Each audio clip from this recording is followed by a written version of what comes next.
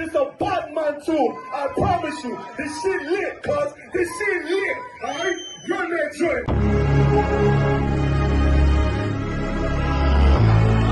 Niggas looking for the light. Me and my niggas prepared for the dog. Yeah. So we gon' get it on for the last days, nigga. You already know what it is. 140 for the rubber. They in the building, we in the spot.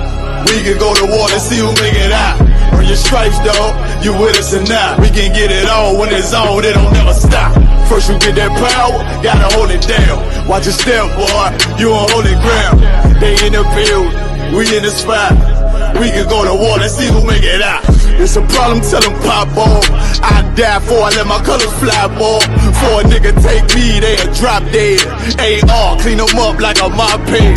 Say he cool, he bad, he really so tough. They like, damn, look what he did to Billy go rough. Little bitch think she Kiki Palmer, silly hoe. She know I'm that bull, but I ain't from Philly though. From the city where they say about that ribbon like pet poops. Know them niggas plotting, gotta deal with me. Can't catch me slipping, got to steal with me. Just left Alabama, bought a chopper from some hillbilly move. He made my feel the blade. Leave them all bruised, come through like a plague. Rebel off the leash like a dog out the cage. Call me Johnny Blaze on Run West May. Watch your step get stretched like a limousine. So my brother bring that blade back wet, that's my enemy. A little nigga, this that cold, need to talk. Niggas know I got blood in my cup, I just sip it like it's grenadine. They in the building, we in the spot. We can go to war, let's see who make it out. Earn your stripes, dog, you with us or not. We can get it on when it's on, it don't never stop. First you get that power, gotta hold it down. Watch your step, boy, you on holy ground. They in the building, we in the spot. We can go to war, let's see who make it out. Tell them niggas good night, here come the best. Look, told them niggas get right or get left. U.P.K, bad man, I pin to your flesh. Hellboy, rip the soul out of dead man shit. Got the rate, the power, I been the showstopper. Yeah, they might hate, but I know they gon' watch. Zone on lock, and you know the flow prop. Iced out, got the drip out of David Jones lock. Know I got the plan, they say that you the man. No shit, Sherlock, I'm the one you heard about. Burn down the building, let them all watch. Throw that one west up, then I swerve out. Sick with this shit, I do not need a detox. He don't watch a step, blow him out them Reeboks. We taking over, I'm sending the word out. Can't see me, little nigga, I put you in a bird box. Look, it's One West Practical, Gladiator, Maximum. Creep on them slow, but that Glock fire rapido. All I want is more power, more straps to blow. Ain't got excuse for no car, he gon' have to go. They in the building, we in the spot. We can go to war, let's see who make it out. Earn your stripes, dog, you with us or not. We can get it on when it's on, it don't never stop. First you get that power, gotta hold it down. Watch your step, boy, you on holy ground. They in the building, we in the spot. We can go to war, let's see who make it out.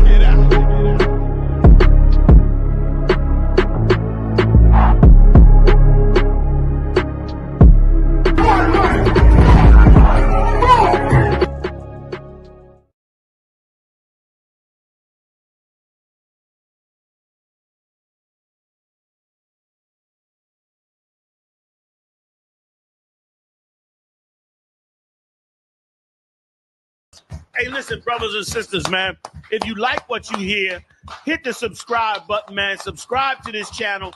And also, please, go to ISUPK.com and pay your tithe. Drop me some cash so we can move around this planet like we need to, man, and do the things we need to do. They're One West. They're One West. They're One West. They're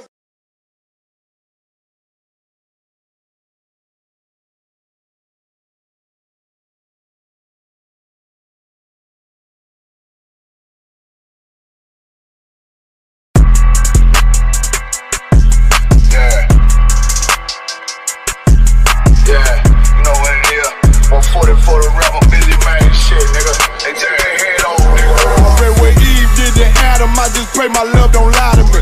Swing the iron like stamps and I can't let no holder lie to me. I don't feel these rappers, oh they lies is hypocrisy. Ain't no competition, ain't no rivalry.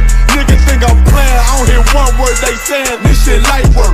Think Muhammad one of us, he might lose his life first. Suckle up and stay alert. Another cop just stretch the nigga. He a demon, this that exorcism. Watch I bless the nigga. You took that oath in blood, then you know I'm gon' get active with richer. Fuck the opposition, I see vision. Let me paint the picture. Rappers claim they spit and I ain't listening. Is it fact if revenge was a woman, now I stroke that bitch like Jake. So time war, we gon' run the summer. It's gon' be historical. Thought they making plays, made them niggas call the audible. Ask who run this shit, but that question is rhetorical. Bitch, I'm the one, me cookies with the oil. I'ma get them crackers, hell, should've never kidnapped my family. I came to do damage, bet I be the last nigga standing. Do a life sentence for my niggas, pray you understand me. I might put a switch on this Glock and call it young baby. How you real trigger know them dots? You a bird feeder, claiming he a demon. What's a demon to a cold leader? When he said something, I ain't hear him. This shit light. It ain't on who got the gun, it's about who gon' up that pipe first. I turn a bad situation to a game changer. Bring soldiers from the dead, just raised up the chain. Free shots, I'ma look like Aaron Jones when I run it. Never bite the hand and feed you, you'll never get that hand back. He bitchin' about 10%, I don't wanna hear none of that. He dropping sword, fuck him, just make sure you get that cover back. Look around, he ain't with us, probably cause he never was. Now my chin like you with the angels for your brothers. Everybody wanna be Richard Porter, God kill him like Alpo. Play if he want, it's laying in the trunk like Lee Malvo. I'm a certified woman's ass nigga, I am not a toy. Hey, out with that hollow side, yeah, this the real McCoy. Feel like Gullah Jack when I'm in Fayetteville, you feel your boy. Still up on my brain, still I think that's all that I do. The way I get that boy lost, they gon' start to call him Elroy. Fuck his game, pop out on them demons like I'm Hellboy.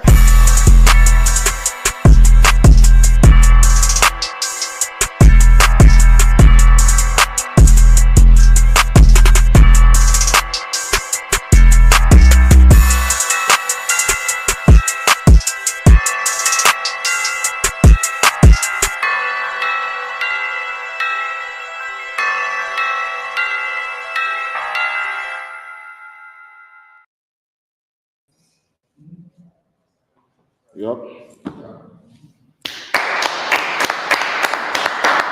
Yahweh Shabbat Shalom. Yahshua Hashem Yahshai to all his brothers and sisters. We in the UK, we in Leicester, right?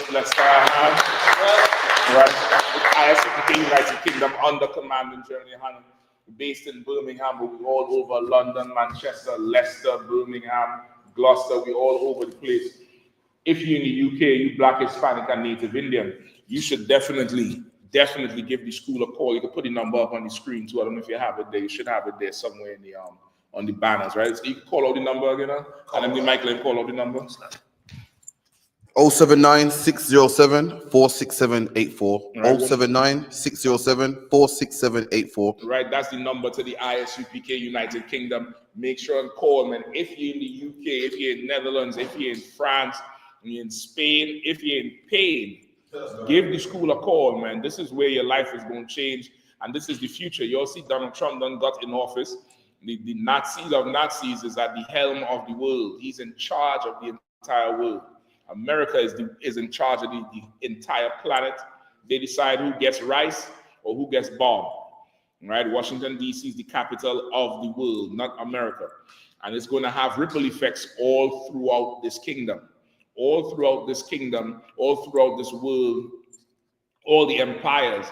Trump's, appointment into office is absolutely going to affect different things because he's now the face of white supremacy. He's done replace the face of who knows who did he replace?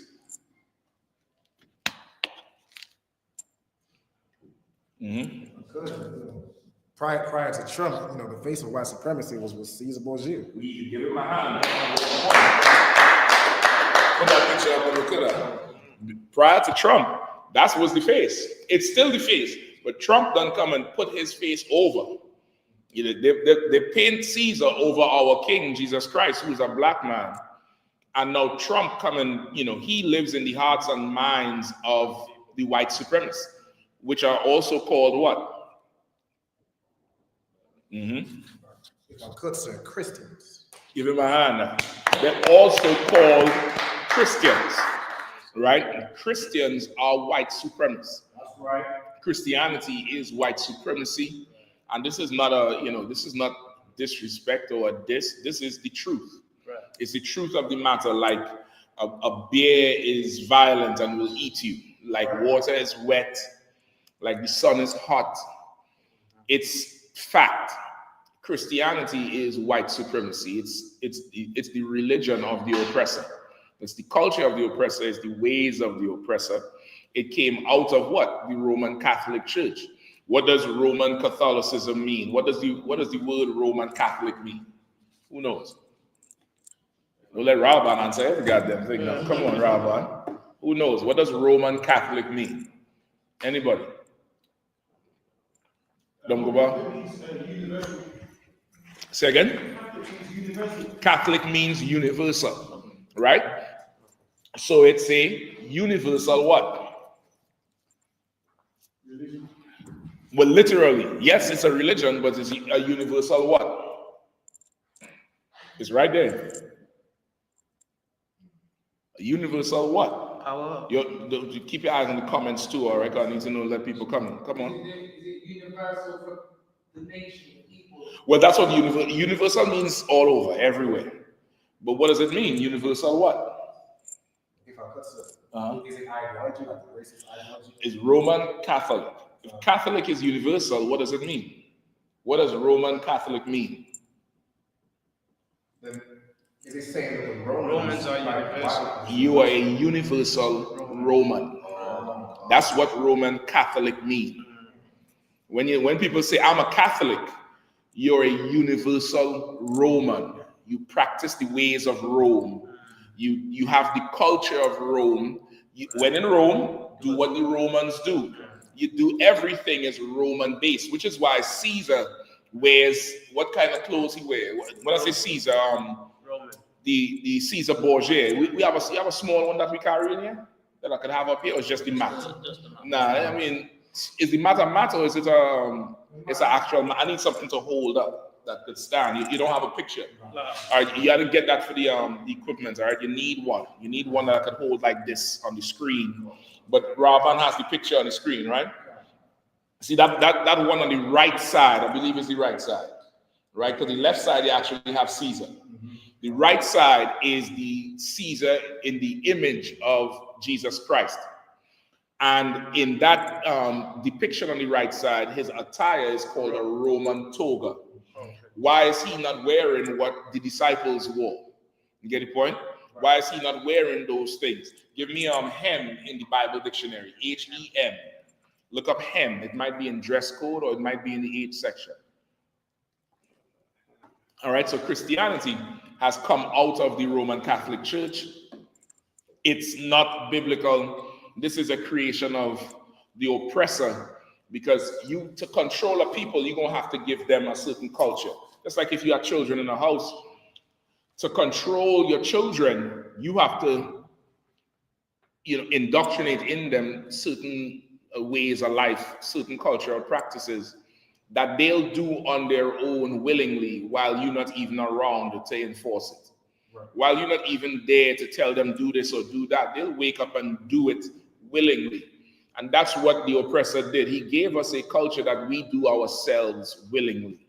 We worship their God, we follow their ways of life, and because of that, our people have turned into the black version of them.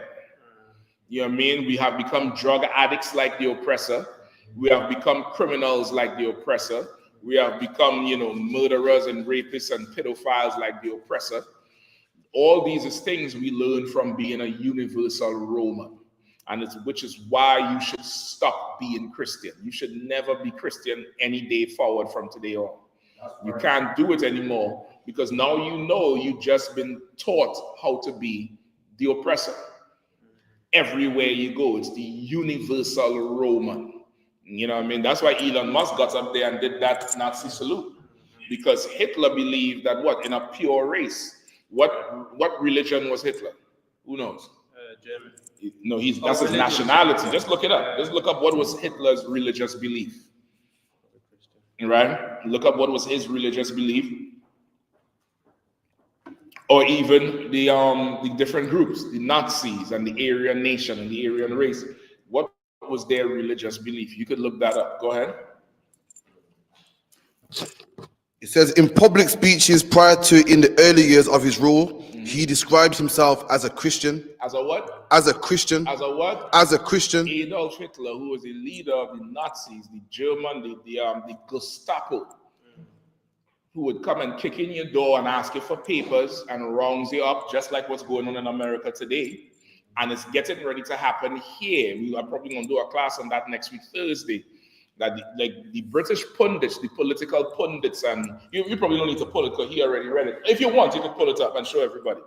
The British pundits and the political pundits are scared. They're worried that Trump's appointment is going to inspire a white nationalist movement, a rebirth of the white nationalist movement in England. They say it's going to inspire Britain first and the white nationalist group and all Tommy Morrison people, because Trump is now in office. And they also said with the social media, they say Elon Musk already owns Twitter and done or X, and then changed the vocabulary on there and changed what you could say on there. And with the whole threat of TikTok, which is probably the biggest platform in the world, Elon Musk has enough money to buy TikTok, which means Trump's influential power done increased. And they're worried about it in the UK. They're very worried about it. I don't know why they would be worried. They're Christian. Right. The royal family is Christian. Keir Starmer is Christian. Dave Lammy is Christian. All your politicians and your representatives are Christian. Trump is a Christian. Elon Musk is a Christian. Why are you worried? Why are you worried about it? It's now the people who are to be worried is the people who are not Christian. But unfortunately, everybody is Christian. Whether you're Christian in a Christian church, whether you're Muslim going to a mosque, whether you're Rastafarian, whether you're Egyptologist, you follow Christianity. You are a universal Roman. That's who you are in your practice. That's what you believe in your mind. You are a universal Roman. If not, show me different. You get the point? Show me different. We holding on anything? Yeah, hem. Go ahead, please. Hem of a garment. Mm-hmm. The fringes of tassels. Oh, say that again. Hold on. Read it again from the top. Yeah, make sure that mic is close to you. And make sure the mic part is close to you. Go ahead. Hem. Hem of a garment. The hem of a garment. They usually now in the modern day, they tell you the hem is that fold at the bottom of your pants, or a woman's skirt, that last piece they fold up and they make that border nice and smooth. They say that's a hem. Biblically, that's not a hem. Go ahead. The fringes or tassels on the borders of the Jewish outer garment. Right, the fringes on the border of the Jewish outer garment, right? The real Jews wore the ephod, right? Like what we wear. You'll have your pants, you'll have an undershirt or that pirate shirt, and you throw the ephod over and put the war belt on. Show them one of our garments up there. I'll just pull it from anywhere. Any brother wearing them garments, and Rabban make some garments, up here. All the brothers wear excellent garments because we keep the culture of the Most High. Right? Israelites would wear those garments with fringes on the border. Even our garments now, we wear in them pants, we'll have fringes on them thing. If we have the priestly garments, we had to have fringes on it. So that outer, get a full picture so I could see the garment all the way down on the border. Get a brother who's just standing. Pull up one of yours, Robin. Goddamn. You ain't want to get Gucci or run for the money, huh? You ain't want to get Louis Vuitton. They're going to steal the shit anyway. You're about to see some white boy with some big ugly boots wearing a priest garment, all the way down to the foot. Make sure they could see it all the way down to the foot, so you could see the fringes on there. If you could zoom in, that's the why. Everybody online could see it, right? You see the fringes at the end of the garment. Make it big and put the mouse. Touch it with the mouse. Where the hem is, where the fringes are, so people online who don't know will understand that's the fringes on the outer garment. Read it again. Hem of a garment. Mm-hmm. The fringes or tassels on the borders of the Jewish outer garment. Right, the fringes on the borders of the Jews' outer garment. That's what a hem is. Meanwhile, they have Christ up there in a Roman toga. Now, get me a picture of the Roman toga. Get me a picture of the Roman toga, all right? And also pull for me in the New Testament where the woman with the issue of blood came unto our King. All right. Matthew 9 and 20. I think there's another one in Matthew 14. All right. Get for me that picture, that Roman toga. Pull that up. So now that's a Roman toga. That's similar to what they have Caesar Borgia, who you think is Jesus Christ. That's the attire he's wearing. All right. That typical picture you have with where he's wearing the red and the white. All right, you might have to go back and forth. Pull up, just open another tab with Caesar wearing that red and white, and go. You just go back, and you don't have to go back and forth with the tabs. Yeah. Right? No, not like that. Right there, just here. That's all you're clicking. Share that one instead. Share that one instead. So now get the picture with Caesar with the red and white, like what's on the mat. That's the one everybody have in their house. That's the one everybody knows. That's the one the Muslims have. That's the one the Rastafarians know. The Egyptologists know, and what the Christians have. Now, yeah, that first one, you have it? Yeah, that's the one.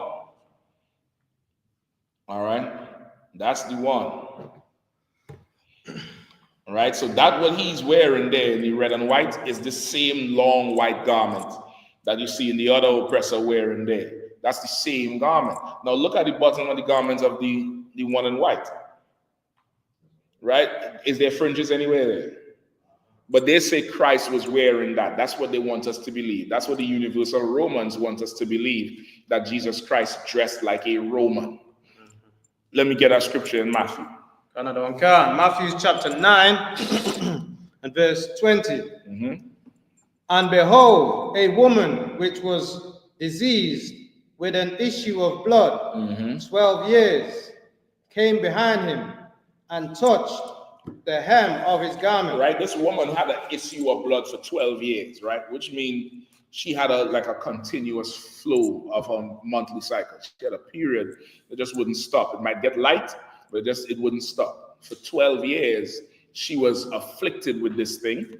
And that could happen. I don't know about 12 years, but I know it could happen with, days out of her cycle. And there's a law for that. If a cycle goes past 12 days, there's a law on how to deal with it, because sometimes that happens. But this woman had she had an affliction, right? Something was going on in her body that made her just, discard the blood.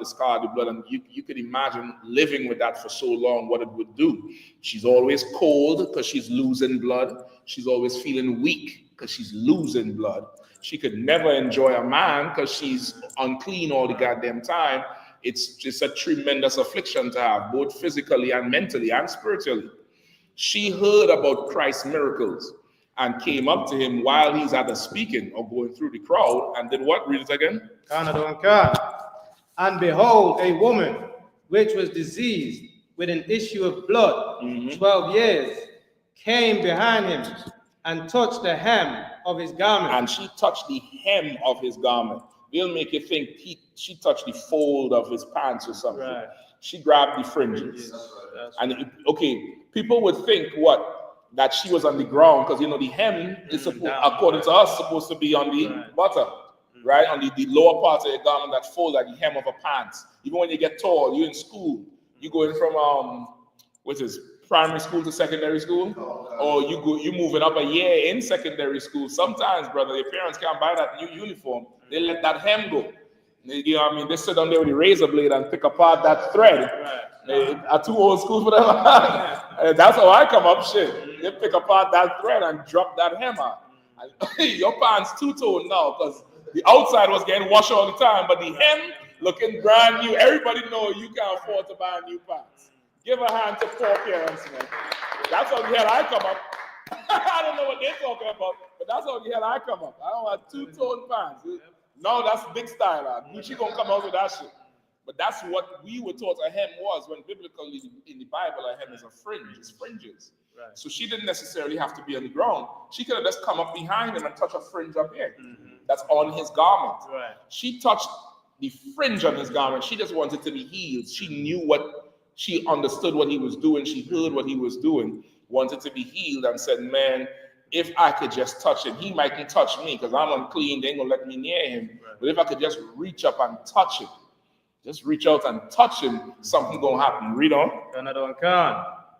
Verse 21. For she said within herself, if I may but touch his garment, I should be whole. Listen, she said, if I could just touch his garment, I will be made whole again. That's how much she believed in our King. Right. That's how threatening he was to the Roman government. Hold on, let me see if I could get this for you all. I hope I ain't too late. Bear with me one. I hope I'm not too late.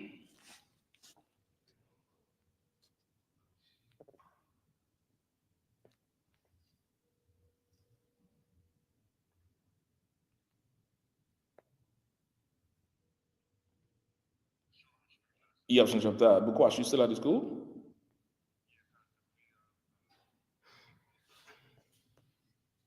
No sweat. Bukwash, I need you before you leave, all right? Hold on. Could you hear me? Okay, this is what I need. If before you leave, could you go in that camp bag in DC and find that book, Medieval Europe? Right? Take a picture of the front of the book and go to the page where it says Christ was, where it describes who Christ was to the Roman government. Who Christ was to the Roman government. Yeah, it should be written in there somewhere. Send me a picture of the front of the book and send me a picture of that page where it runs down who he was and what they charged him. I think they give you his charges there too, but it has a statement there I need. And just send it to me ASAP, all right? You could send it on that WhatsApp, all right? All right, so what, brother? I appreciate it. I need it now, though. I need it for a class, all right? I.S.U.P.K. All right, I'm gonna get some more proof for you with the whole Roman thing, all right? But this is why he was such a threat to the Roman government, because of the belief, of what, you know, how the people believed on him versus believing on who? The Roman doctors or the Roman government or the Roman priests. She believed on this nigger. That's what hurt the Roman government. You get the point? That's what made them look at him like, we can't do it. And the Sadducees and Pharisees hated him for it, because this is this nigger from Nazareth, and we all upstanding and clean and, following after Rome with the Pharisees and Sadducees. They couldn't handle it. She knew that if she touched him, she would be healed. And that's the belief that you're going to have if you're going to live in this, if you're going to live your life in the truth, if you're going to live your life serving Christ, if you're going to be in the ranks and files of the I.S.U.P.K, you're going to have to believe in something that's going to look ridiculous to everybody else. It's going to look like this thing don't make no damn sense. I don't know what's wrong with y'all. You're going to get killed out there. You're going to do this, that, the other. And while people think that should never happen to us. But you do come to us to pray for you because that's happening to you. Because you believe in the universal Roman, aka a Christian. We believe in the almighty power. We believe in the most high God and our King Christ. That's what we believe. So let's see who wins, all right? Keep reading. But Yahushua turned him about, and when he saw her, he said, Daughter, be of good comfort. Thy faith has made thee whole. Right? So when she touched him, Christ turned around and he said, Daughter, be of good comfort. You healed now. You good to go now. Right. You get the point? Now let me show you the other miracle of this thing here. Give me Matthew 14 and 36.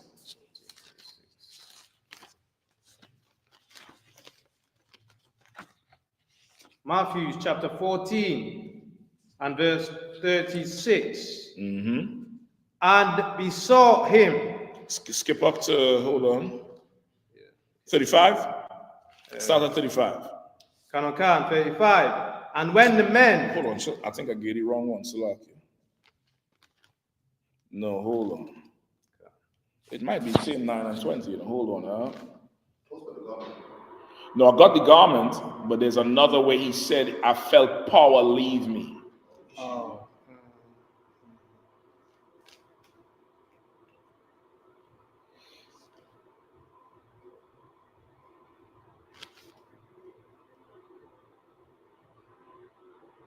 where he asks, who touched me?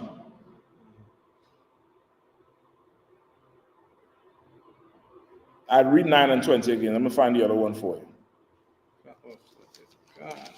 Get it?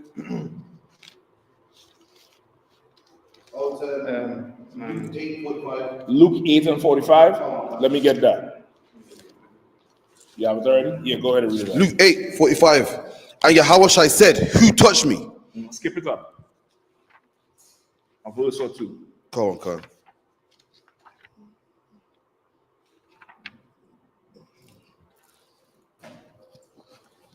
Go ahead. You have it? Come on.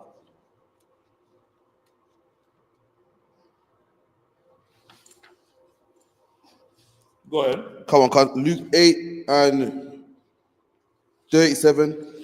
Then the whole multitude of the country. Now, you got to go up that far. Go up to 43.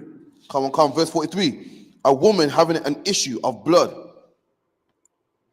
12 years, which had spent all her living upon physicians. You understand? That's why I say she went from trusting in their doctors, in their medicine. The Bible says, honor the physician, but you're going to have to be right with the Lord still to do it. You get the point? You're going to still have to be right with the Lord. She went to them and they could not heal her. They couldn't do anything for her. She had to go to the source of power itself. That's right. You get the point? And that's what the counseling here is for. You may have something going on, something dealing with you. You might go to the doctor, get a physical. You all should all go to the doctor and get a yearly physical. Right? The white man make you go take your car to get MOT every year, right? Right or wrong? Right. Is it every year? Do you care more about your car than your body? You should go get an MOT for your damn body every year.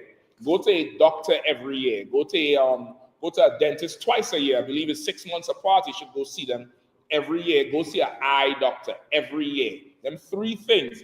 Invest in yourself, man. Make sure your health is up to par. And if there's something going on, come get counsel. Come get counsel and get some direction on how to move, how to go. Go get a second opinion. Go over there by this one. This one we already checked out. Itawab or Shitawab. Go do that. And it's the same thing. She went and spent all her life savings on these physicians and they could not help her. They couldn't stop it. She heard about what Christ was doing and decided to go to Christ. That's what she did. She went to seek him out. You should seek out the UPK same way. Keep going. Neither could be healed of any. 44. Came behind him and touched the border of his garment. And touched the what? Border of his garment. Which is the outside. Remember, the fringes, according to the Bible dictionary, said it's the hem is the fringes on the border, on the outside of the outer garment, but it's the fringes that's on the border. She reached and grabbed one of them fringes.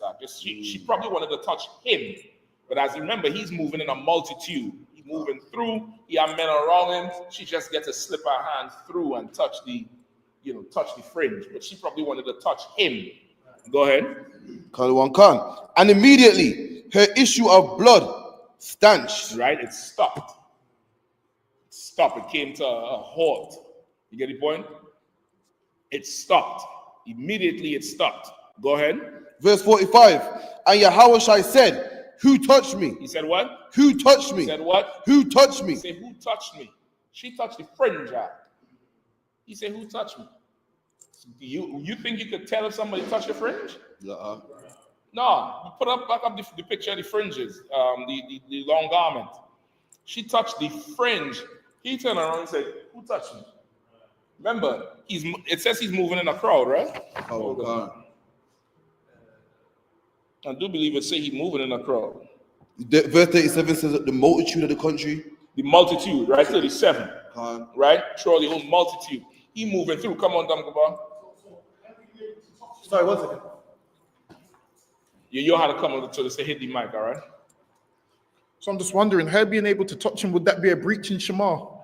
No, that was the Lord's mercy. That was the Lord's mercy. I'm just checking, sir. That was the Lord's. But her being, like, it's contextual. If somebody wanted to harm him, that would have been a breach in Shema. You get the point? Her wanted to touch him, she was able to get close enough to do it without somebody bringing her in with permission. The Lord allowed that. You understand what I'm saying? Is it like with celebrities? Like security will let celebrities, slap the hands of their fans, but don't get too close. Don't get too close because you don't know what the hell they're trying to do. But imagine the celebrities in this kingdom is made by the oppressor. It's pushed by the oppressor. That's why Drake is suing Kendrick Lamar right now. Right? They're saying how that song, They Not Like Us, is say again? They're saying it's pushed by the media. Unfairly. Yeah, they're saying down there they're paying for the streams. People think they're suing him because of all the shit Kendrick says. That's Drake's motive. But the legal reason is that they're saying, Drake is saying he's in the industry and he knows for a fact that record labels and managers could buy views and buy streams, and that's why he's suing him. So, but Drake forgot, highlight bling. Who bought his views? You know what I mean? Who bought his streams? You get the point? So celebrities in this time is usually man-made. In the time of Christ was a celebrity from the Lord. That's right. Like his favor and fame came from the Spirit of the Lord, and that's what you see in here. The brothers and sisters in here get famous doing the work of the Lord. Doing the work of the Lord. A boot kiss go viral. That's right. A speaking go viral. That's right. If you battle some politician or some preacher or some Jewish rabbi, that shit go viral. You know what I mean? Because that's this. You get fame from the Spirit of the Lord. Ain't nobody paying for nothing for you. You get the point? The Lord is opening people's eyes to what Commander John YAHANNA and the Israelite School of UPK is doing. So much so BBC comes to him. ABC, NBC, everybody calls the general for interviews because they want to know what the hell is this Negro doing. Same thing like Christ. You get the point? So now she touched that garment. Christ turned around and said, "Who touched me?" Keep reading. Come on. 45. Come on, sir. And Yahushua said, "Who touched me?" Keep the garments up. Go ahead. When all denied, Peter and they that were with him said. Right. So he turned around and said, "Who touched me?" Brother says, "Salaki, sir. I ain't touching. You touch it? Ain't nobody touch. So ain't nobody touch it." Go ahead. Then what? Then Peter. Come. Peter and they. Okay. Peter and they that were with him said, "Master, the multitude throng thee and press thee." So Peter is offering an explanation for what he thinks Christ felt. In his mind, he thinks somebody did this to Christ for him to feel it. Because if somebody say, "Yo, who touched me?" you would think somebody touched him. This sister did this. She touched something that's not attached to his body like that. And Christ felt it. So Peter is offering an explanation saying, "Lord, there's a multitude here. It could be as they're pressing up against us, somebody touched you." Right? Go ahead. That's why he said the multitude throng thee and press thee. Go ahead. And sayest thou, "Who touched me?" Right? Peter's a Judite. He said, Lord, we in a crowd. You asking who touched you.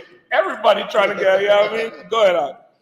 And Yahushua said, "Somebody have touched me." Christ was specific. He's like, "Nah, somebody touched me."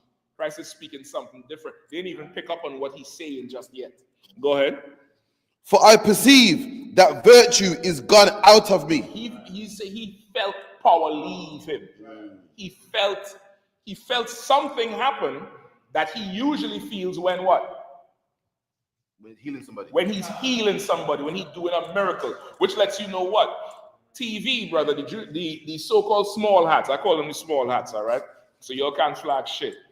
I call them the small hats. The small hats is in charge of Hollywood and the media and TV production. And at the root of every blockbuster hit movie, any movie you like, it's a story from the Bible. At the root of it, it's always a story biblically. Anybody ever seen The Green Mile? The Green Mile is supposed it's a not parody, but it's a similitude, a story of similitude from the Bible of Jesus Christ. That's why the brother name in the movie was John Coffey, JC, the same way he was walking to his death. His end was death from the beginning of the movie. From the time you saw him, you knew this guy was going to die. He was a black dude who nobody liked from wherever, and he was about to die. And every time in the movie where he would heal somebody, he's feeling it. Who just thinks about that? Just so. That's right. They take all our stories from the Bible out. They take everything we live, our history, and make TV shows out of it. You get the point? So Christ felt virtue leave him. He felt what is virtue? Ability, power. He felt ability leave him, power. He's like, I ain't healed nobody. Somebody just got healed. Like, what the hell is going on? Like, what's going on? Like, this sister, because of her belief, is damn near like she was able to draw it out of him. You get the point? And brother, if you think that's a one-off, or if you think, well, that just happened years ago, that's not true.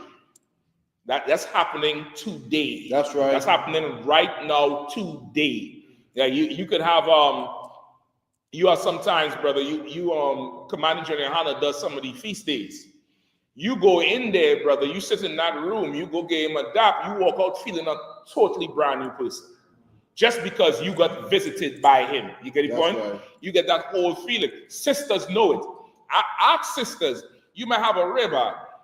Ask her life before she met you versus now, today, when she's with you. Her life totally changed. Her spirit changed. She's able to fight her demons and focus in more because now she's dealing with you. These things happen because we believe like how this woman believed. You get the point? That's right. We believe the same way. We believe the same way. The UPK is the home of the truth. That's right. There is no other home of the truth. Right. There's only one Passover. Commanding General YAHANNA is a priest and prophet of the Lord. And we fully believe it. And we live our lives for it and go everywhere and travel because of it.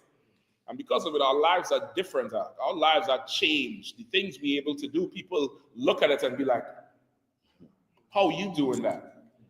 You're supposed to be dead. They threaten us all the time. I'm going to kill you all. I'm going to kill you all. And then I see, hey, so-and-so, that person who was at the camp who threw that brick, oh, yeah, his hand is broken. How that happened? You all touch him? No. Somehow, and the cast is from up here. That's right. I usually see a broken hand like here or something. Listen, when they say talk to General Katham, you all know General Katham or Captain Nathat, ask them about that camp in Baltimore. We had a camp in Baltimore, brother. And to the back of the camp is a shopping center, like a mall, like just a big open air thing where people have different booths and like almost like Electric Avenue in Brixton, in South London, where Brixton is. There's a little spot where it's an open space and other different people is selling.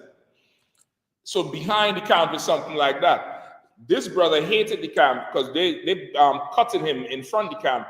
He goes around to the back of the mall, goes upstairs, gets a brick, not a stone, a solid big red brick like this, and throws it at the camper. Brother, the brick passed through the two men on the podium. The speaker and the reader here, the brick passed through and landed in front of the camp. We turned around, we didn't see nobody.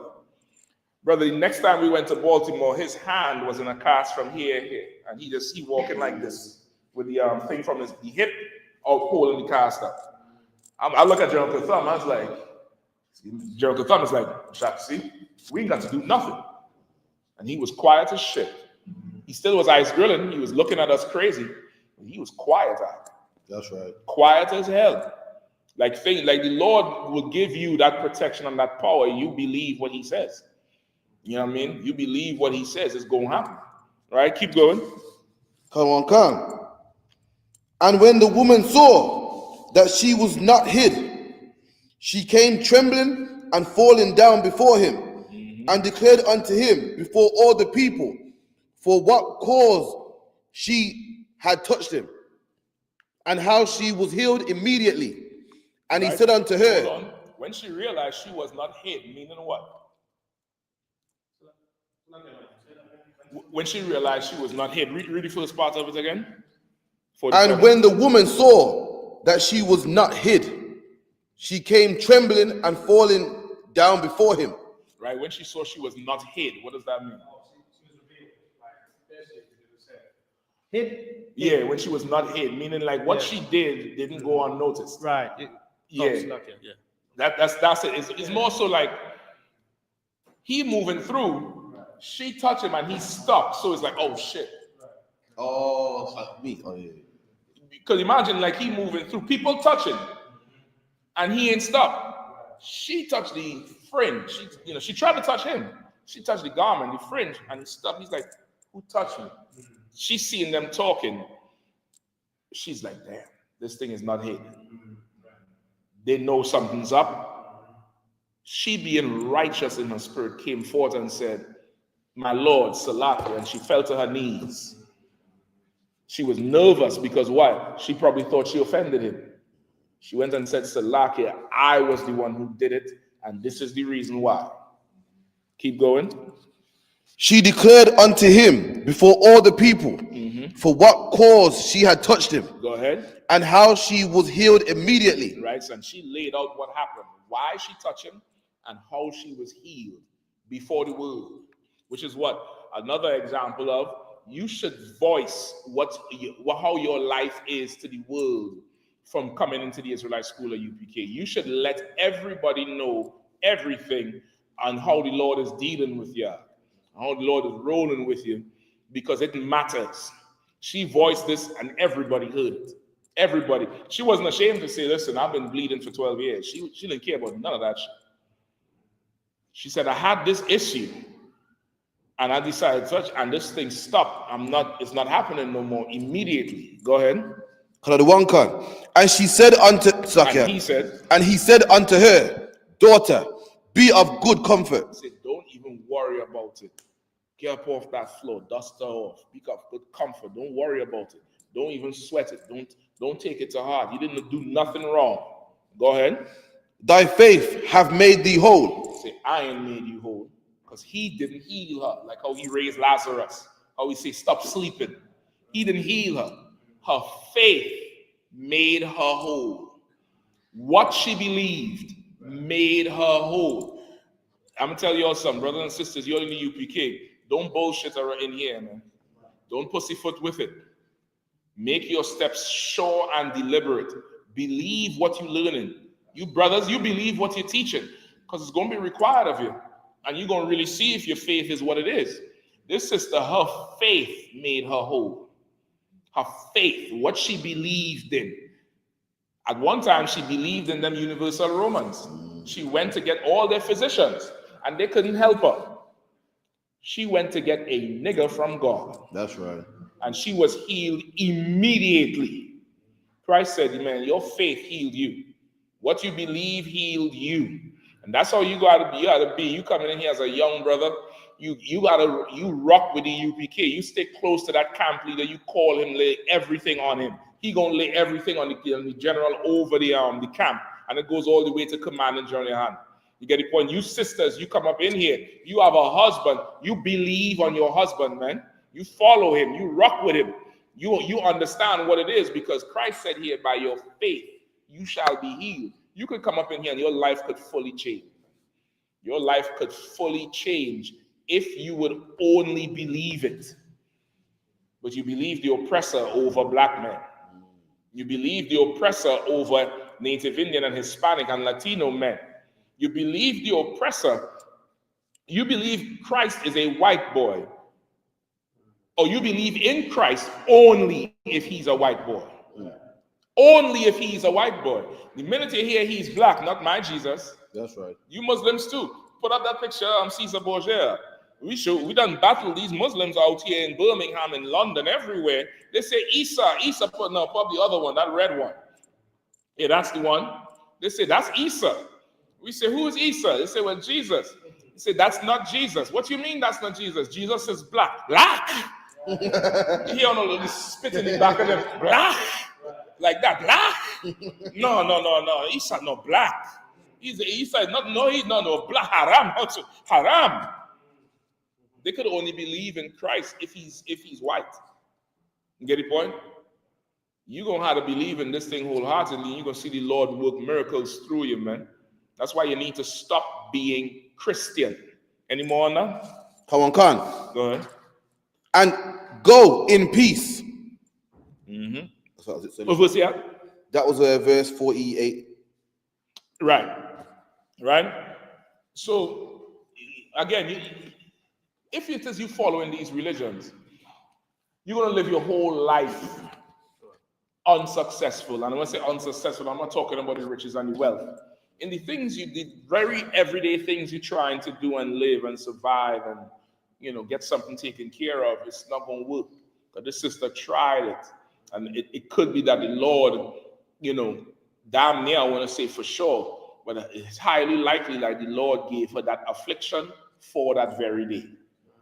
The Lord gave her that affliction just so that she would go to Yahushua and get healed and this get recorded in here. Just like the man at the side of the water who couldn't get up.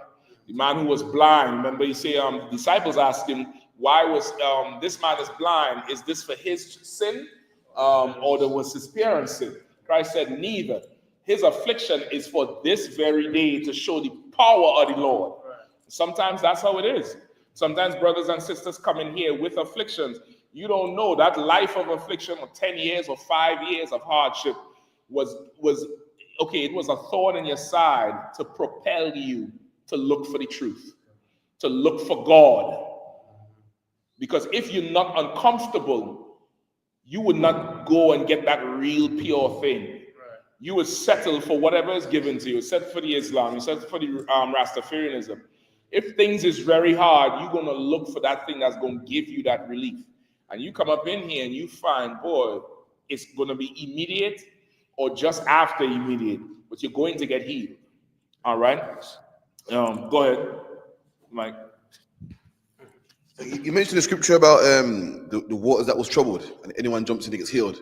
Right. Is it possible them things still about to this day, but we just don't know about it, or be in the waters? Like the same waters in that part of the world still around? There's stuff like that today. They're called sulfur baths. It's like little water deposits that's around volcanoes. In Trinidad, if you'll ever go to Trinidad, Lord, that's going to happen soon. Trinidad has the largest deposit of naturally occurring sulfur. No. What's the word I want? We call it pitch, but it's bitumen. It's a certain type of oil that, like tar. Like how you ever hear about a tar pit? Trinidad has the largest reserve of tar that's naturally occurring. And they think it even replenishes itself because they've been taken from that pit forever. One of them geologists say they have that pit has enough tar to pave every road in every major city in every continent on the earth for the next 500 years. And it just keeps bringing up that oil, that pitch. It's called a pitch lake. In that pitch lake, because of the sulfur from all that volcanic activity and the oil, they say that hot sulfur is good for your body. You get the point? So don't think of it like so mysterious like the fountain of youth. Think of it like naturally occurring things. It's just that somehow in Israel, this thing was helping people, right? Hot springs is like that. There's places like that in Iceland, I think, where the whole place cold, but this little deposit of water is hot, but it's water with sulfur in it, certain amounts of sulfur. And these things are good for joints and bones and all kind of other shit. You get the point? So think of it something like that. You understand what I'm saying? Go ahead. If I could say, the word was asphalt. Asphalt. Tawada Sawab Salakia. Y'all know I ain't Trinidad no more. I just showed myself. Asphalt. That's what you want. Asphalt, which is a certain grade of oil. It's oil altogether, but it's a certain grade of oil where in other countries they would take oil and they put it in something called a fractionating column, or the industrial word for it is a cat cracker, and they boil it off at certain temperatures. And at different temperatures, once you heat it up and you cool it, at certain cooling temperatures you get different byproducts. And one of those byproducts would be that bitumen or asphalt that they use to pave the street. This shit occurred naturally. You get the point? Go ahead. Now, people, because Say again, come on. no say anything for your engineering class like your. Oh, listen, you can take that away. I'm seeking domination for the world. Take that shit away. Just give me that crown so I can take everything away from you. You get the point? I'll take it all away. All right. Let me know if there's any questions too. All right. I know we're tight on time. I probably could do 10 or 15 minutes of questions. Go ahead. Hold on, Slap. Sister Sha'ara says, Salaki, sir, please could I get a general breakdown of Galatians 3 and verse 16 to 22? All right, let me get Galatians 3 and 16. All right. And then we have to get 5 main topics why you should stop being a Christian. We're going to run it through rapid style. But if you could take it, it's going to be better for you. It's going to be, more healthy for you. All right. Go ahead. Galatians 3:16. Galatians chapter 3 and verse 16. So then, because thou art lukewarm and neither cold nor hot, I will spew thee out of my mouth. Because thou sayest, I am rich and increase. There's a Galatians or Revelation? Oh, you read Revelation? Okay. I thought it sounded familiar. I was like, hold up. That's in Galatians too? All right, go ahead.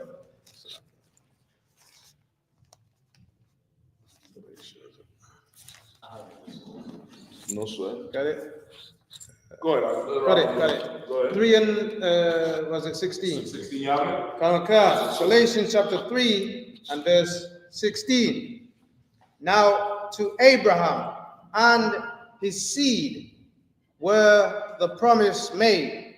Were the promises made? Read it again from the top. Now to Abraham and his seed were the promises made. He serves not. He saith not. He saith not. And to seeds. Okay, hold on. Let me help you out to that one. Don't try to understand what you're reading. Just read what you see. Just run through that shit. Don't listen. Don't stop at no light. Don't stop for no humps, no circles. Just gas. Go ahead. Unto Abraham and his seed where promises made. He said not. He saith not. Unto seed as many. Unto seed as of many, but as of one. Unto thy seed, which is Christ. Right, so let's break that down. In fact, read it. Which one? 16 to 1? Oh, that's a good bit, boy. All right, keep going. You need a bigger print? I have a bigger print here if you need it or not. We could trade it if it's jamming you up. I'll try. No sweat, let's go. Come on. Right. And this I say, that the covenant that was confirmed before of God in Christ, the law, which was 430 years after, cannot disannul, that it should make the promises of none effect. For if the inheritance of the law, it is no more of promises, but God gave it to Abraham by promise. Go ahead. Wherefore then serveth the law? It was added because of transgressions, till the seed should come to whom the promises was made, and it was ordained by angels in the hands of a mediator. Now a mediator is not a mediator of one, but God is one. Is the law then against the promises of God? God forbid. For if there had been a law given which could have given life, verily righteousness should have been by the law. But the scripture has concluded all on the sick, that the promises by faith of Jesus Christ might be given to them that believe. All right, I understand. Okay, so now again, the New Testament, it's what you have to understand with the New Testament, it's a constant battle or revamping or it's the same thing redone every book, every chapter damn near, which is Paul's battle to try to reunite the 12 tribes, meaning those who were scattered outside of Jerusalem, bring them back to the brothers and sisters born in Jerusalem, and everybody obeying the law, everybody starting fresh and being made to understand that you have a second chance now because the Lord done threw everybody away. He done started fresh now. That's really the context of the majority of the New Testament, all right? So let's go back to 16 and try to get it real quick. Now, Galatians 3:16. Now to Abraham and his seed, where the promise is made. Okay.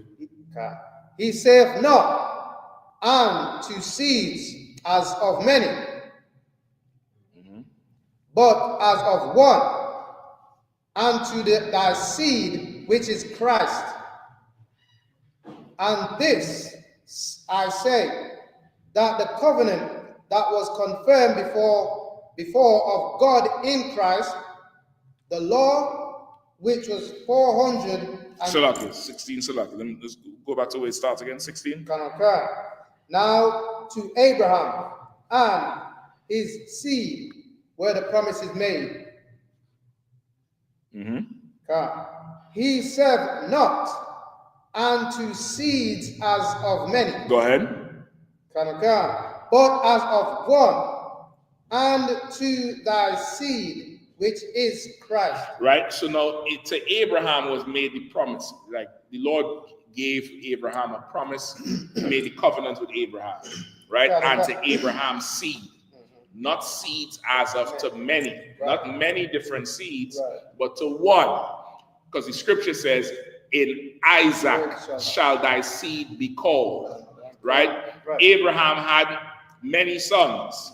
He had Ishmael, and I think Midian also is one of them, right? And that's why Midian is considered today part of the Arab nation, but Midian is not a child of Ishmael.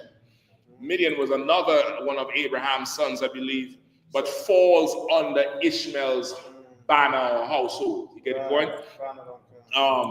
And that's usually how it goes. There's always a prominent son or prominent family member, and everybody falls up under him, which is much the reason why in the time of Christ, in Jerusalem, the Israelites that was there was predominantly Judah, some of Benjamin, and some of Levi. But still, everybody there was known as Jews because the predominant house is Judah. The predominant brother is Judah. So everybody was known as a Jew. You get the point? Paul said, I myself am a Jew of no mean city, when he was from the tribe of Benjamin. So it's down to the same thing with Midian. So now there's many seeds from Abraham, but the Lord made a covenant with him with one seed, which is Isaac. So who are the children from Isaac? That's who the Lord recognizes. You get the point? And still from Isaac, it's still one seed, Jacob. And from still Jacob, it's still one son, Judah. And from Judah, it's still one son, Christ. You get the point? The Lord always chooses one. All right? It will be at 16. Right? So not of many seeds, but of one. Right? But of one, and to thy seed, which is Christ. That's why I just ran down to you. Right? Go ahead. Okay, verse 17.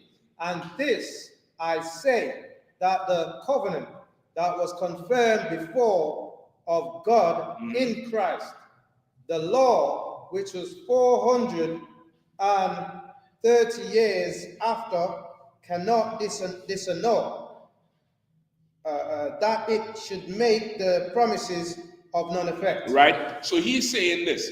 The law, say again? Come on with it. Come on with it. Yeah, that the law can't change what's the promise. The promise can't change. Meaning this, the promise was for that seed Who is that seed? The 12 tribes of Israel. Right. They're scattered outside of Jerusalem. In Corinth, in Galatia, which is what we're reading now, Philippia, in Rome, in Corinth. You get the point? They're scattered all over. They had to come back. Right. The Jews in Jerusalem is like, nigga, you done. He's like, listen, the law came after the promise, meaning that that written law that Moses gave, that came after the original agreement with Abraham. Even though the law was always there with Adam and Noah, they knew of it. It was a family thing, like a cultural thing. Like you tell your kids, go brush your teeth at 9. But imagine now your kids get so, their seed spreads so far and wide, everybody brushing their teeth at 9. Now that's law. You get the point? The law was always there, but when Moses enacted it and put it into position, there was punishment coming with it. Punishment there. That there was a system to administer judgment. In times before, the Lord would just kill you. You get the point? The Lord would just put you to death, like with Noah. But now with Moses, he's in charge of the nation. He has a government. There's a priest who would come and drag you out your tent, read you whatever going on. They'll have a trial right there. You found guilty, you die. You found innocent, no problem, you get to go. You get the point? That's the law. Come on. If I could, sir, is that so? I know. God made a promise with Noah that you wouldn't flood the earth, basically unalive everybody. So that's why he wouldn't flood the earth again. Go ahead. Is that why he put that in place so that you know how to unalive everybody? No. Okay. That's not right. Because the Bible says the Lord is not coming back with water, but with brimstone and fire. He said, I ain't gonna flood the earth again. I ain't gonna do this again. Like, okay, it's a father talking to children. Sometimes I know you're about to have some. Give Rob I'm not saying he has already. I'm just hoping the brother just be fruitful and multiply. That's right. But you're gonna get your children out. Every brother in here, and most brothers have kids or nieces and nephews. There comes a time where fathers, them kids will piss you the hell off. You've had it. And that belt get exercised. And then they surrender. And you all make up, you all come to peace now. And what do you say to your child? Don't do it. Don't ever do that again. After you tell them don't do it again. Now, this is usually at a certain point. This is not on the regular. This thing I'm talking about is not on the regular. What do you say to your child? If you don't do it again, if you do it again next time, I'm not gonna goose about. I'm gonna do something else. Okay, with that too, that's okay. That's not even this I'm talking about. This I'm talking about here is, you see what happened? I don't want to do this again. You're telling them, I don't want to do this again. You get the point? So it's just think of it like that. Like the Lord is merciful. The Lord is absolutely merciful. The problem is, we and the rest of the earth, and when I say we, I'm talking about we as a people, we don't respect the Lord at all. So he has to put on the asshole hat. He has to put on the vengeance. He has to put on that. He don't want to be that to us. Right. He would much rather what? Precept. He would much rather what? Obedience than sacrifice. He would much rather you just obey him. You'd much rather that than you go pay a fine, or he just wants you to obey, do what he says. That's what you want. But if you don't want to pay, if you don't want to obey him, well, he ain't got no problem putting hell on you. He got no problem doing it. You get the point? So now the promise was made long before that. So now Paul is trying to say to them, do you think that because they broke the law, I'm going to say broke the law, not knowingly, unknowingly, because they're born in Rome. They're born being a universal Catholic. They're born in Corinth. They're born in Galatia. They're doing the culture of the people there. Right. They're not circumcised. They're not. They haven't been to a Passover. That alone would get you cut off from the whole nation forever. Right. And they're telling Paul, listen, man, they broke the law. They're done. Paul is saying the promise came before the law. Right. You think the law will make the promise of non-effect? Because he broke the law, meaning the covenant, the deal the Lord made with Abraham is null and void? Nah, That's not what he's saying. He's saying the law only came in because we broke the covenant. He's checking them because they didn't want to accept brothers back. Right. They didn't want to accept brothers back in. And that's really the whole New Testament down there, right? The Christian reading this will start to, finagle and finagle and make you think the law is done away with so they could eat pork and shit. That's not what Paul's saying here. Paul is literally battling those in Jerusalem who don't want to accept the brothers back. Right. Much like today, where you will have some of our people who don't want to accept the Latino tribes. They faster accept the Hamites and say, yeah, these Latinos don't like us. They don't support us. They don't help us. Guess what, nigga? You don't like us. You don't support us. So what? I'm supposed to do away with you now? No, the Lord made a promise. And remember, this is the Lord's program. And just like a father, siblings might have a beef, but a father wants all the children to sit at the table he made and eat the food he provided. That's how a father is. And you might have a beef right across the table with this one. He'll say, yo, y'all kill that, or else I'm a beef with both of you. And the beef just died. Stop. That's how the Lord wants us to be. You get the point? Paul is trying to convey that to those men. It was a battle every single time. And this is what this is about here. So let's run through it some more. Go ahead. Another one can. For if the inheritance be of the law, it is no more of promise. So now he's saying, if everything we were supposed to get according to the deal, the contract, or the covenant was based on the law, then it's not a promise anymore. Go ahead. So what's that law? What's the law? The law. What is the law? You tell me. On this. Grab me a water there too. Take your time. Oh, you know what's left? Habana. Grab me Habana. I keep saying Habana is a brother from Texas. That's my man too. Habanyaga. Bad man name there. Habanyaga. Wait till you tell the smallies them, what's your name? Habanyaga. She gonna say, I wish you could Habanyaga me. She gonna be like, Habanyaga is Hebrew for Thai fire. Yeah, man. What is the law? In this context. So what are two, please? What's the law? I think everybody, so what? We could probably just leave some on the table right here so you don't have to walk that far, right? Go ahead. What's the law? Anybody else? Cap? The law is that these men broke it, so therefore you can't come back. No, the law is you're right, but I say it a different way. If I could, sir, the law is basically if you do this, you're going to get this punishment. You're going to get the judgment. Not so much that these men can't come back. You're right with that. But just to be in total, the law is you did not do this or you did this action, so now this punishment has to come. That's the law. Oh, so come on. The cast out. So if you don't follow if you don't follow this, you're cast out, basically. That's a law. If you're not circumcised on the 8th day, you are to be cut off from your people. That's the law.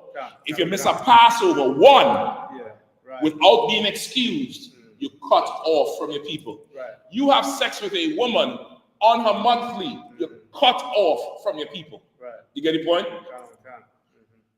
That's the law. You worship another god, you're supposed to get put to death and cast away. You get the point?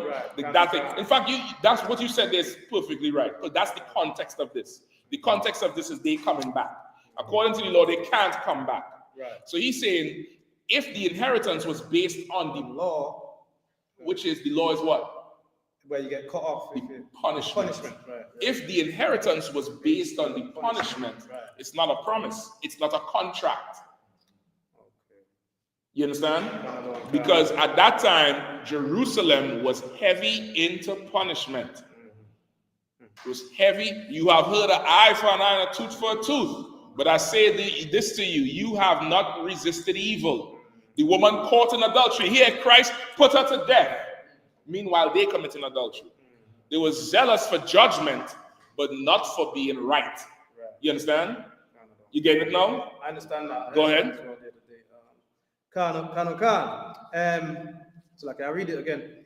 For if the inheritance be of the law, it is no more of promise. But God gave it to Abraham by promise. Right? God gave it to Abraham by a promise, Right. meaning he made a covenant with Abraham. That's right. I'll raise up your seed forever. I'm doing this. It's like a father to a son. Like your son, you trying to give your son pass the business down to him. There's very few things he could do to make you change your mind. Right. He might do something and you be like, I ain't giving it to you. But this nigga could crash the car, break windows. You might punish him, but that company you building or whatever it is you plan to give him, that's his. And when people say, man, he's such a menace, this, that, he done did this, what would you say? Still my son. That's my son. Right. That's this. You get the point? That's this here. Yeah. And he's saying it's not by law, it's not by the punishment, but it's this. It was a deal made long ago. Right. That's it. The Lord told Abraham, go kill that boy. Abraham went to do it. Because he followed what God said, the Lord sent an angel, stopped him, and say, I'll make you father of nations. I'm going to raise up your seed. That's done. Keep going. Wherefore then, serveth the law. See, then he says, so understanding that, why are you serving the law? Meaning what? The Christians would read this and say, what would the Christians say?